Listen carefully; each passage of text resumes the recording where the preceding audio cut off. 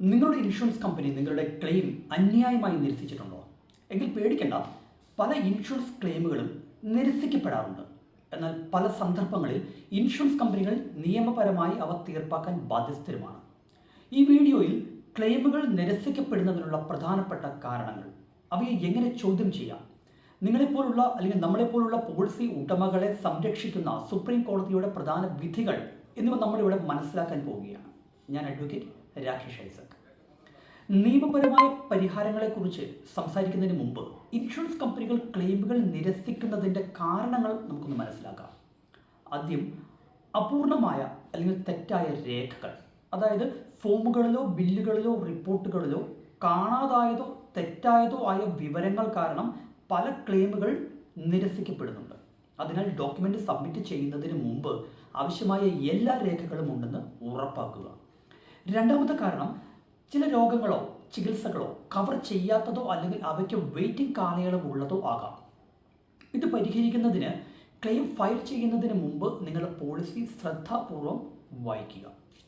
അടുത്തത്, പോളിസി വാങ്ങുമ്പോൾ അപ്പോൾ ഉള്ള ഒരു മെഡിക്കൽ അവസ്ഥയെക്കുറിച്ച് നിങ്ങൾ സൂചിപ്പിച്ചിട്ടില്ലെങ്കിൽ ഇൻഷുറൻസ് കമ്പനി നിങ്ങളുടെ ക്ലെയിം നിരസിച്ചേക്കാം.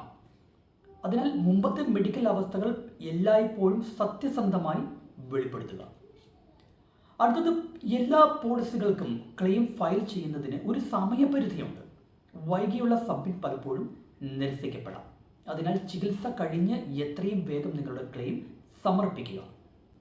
അടുത്തത്, നെറ്റ്വർക്കിൽ ഇല്ലാത്ത ഒരു ആശുപത്രിയിൽ നിന്നോ കവർ ചെയ്യാത്ത അവസ്ഥയ്ക്കോ നിങ്ങൾ ചികിത്സ നേടിയാൽ നിങ്ങളുടെ ക്ലെയിം നിരസിക്കപ്പെട്ടേക്കാം. ഈ പ്രശ്നം പരിഹരിക്കുന്നതിന് അഡ്മിറ്റ് ആകുന്നതിന് മുമ്പ് നിങ്ങളുടെ ആശുപത്രി അംഗീകൃത നെറ്റ്വർക്ക് ലിസ്റ്റിലാണോ എന്ന് പരിശോധിക്കുക. ഇൻഷുറൻസ് കമ്പനികൾ ന്യായരഹിതമായി ക്ലെയിമുകൾ നിരസിക്കുമ്പോൾ പോളിസി ഉടമകൾക്ക് അനുകൂലമായി ഇന്ത്യൻ സുപ്രീം കോടതി നിരവധി വിധികൾ പുറപ്പെടുവിച്ചിട്ടുണ്ട്. ചില പ്രധാന കേസുകൾ ഒന്ന് മനസ്സിലാക്കാം. അതിലൊന്ന് LIC ഓഫ് ഇന്ത്യ വേഴ്സസ് ഉപഭോക്തൃ കേസ് 2015.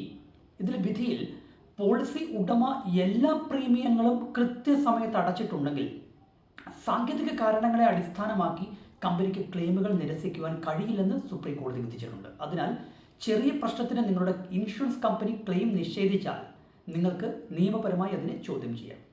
അടുത്തത്, ന്യൂ ഇന്ത്യ അഷ്യൂറൻസസ് വേഴ്സസ് ഹില്ലി മൾട്ടിപർപ്പസ് സൊസൈറ്റി 2020. ഇൻഷുറൻസ് കമ്പനികൾക്ക് ഏകപക്ഷീയമായി ക്ലെയിമുകൾ നിരസിക്കാൻ കഴിയില്ലെന്നും സുതാര്യമായ നടപടിക്രമങ്ങൾ പാലിക്കണമെന്നും സുപ്രീം കോടതി വിധിച്ചിട്ടുണ്ട്. അതിനാൽ കൃത്യമായ കാരണമില്ലാതെ നിങ്ങളുടെ ക്ലെയിം നിരസിക്കപ്പെട്ടാൽ നിങ്ങൾക്ക് കോടതിയിൽ പോകാം. അടുത്തത്, റിലയൻസ് ലൈഫ് ഇൻഷുറൻസ് വേഴ്സസ് രേഖാബെൻ നരേഷ് ഭായ് റാത്തേഡ് 2019.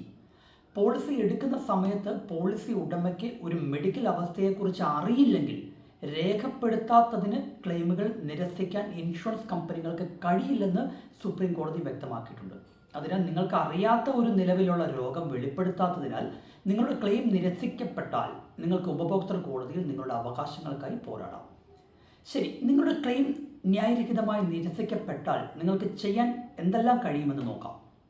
ആദ്യം, നിങ്ങളുടെ ക്ലെയിം നിരസിക്കപ്പെട്ടതിൻ്റെ കാരണം രേഖാമൂലം ആവശ്യപ്പെടുക.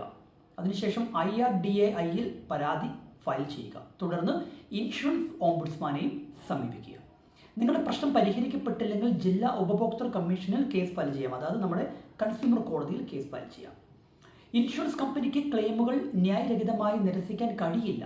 സുപ്രീം കോടതി വിധികളുടെ സഹായത്തോടെ നിങ്ങൾക്ക് ശക്തമായ നിയമപരമായ സംരക്ഷണമുണ്ട്. നിങ്ങളുടെ ക്ലെയിം നിരസിക്കപ്പെട്ടാൽ വേഗത്തിൽ പ്രവർത്തിക്കുക, ശരിയായ നടപടികൾ പിന്തുടരുക, ന്യായരഹിതമായ തീരുമാനത്തെ ചോദ്യം ചെയ്യാൻ മടിക്കരുത്. Thank you.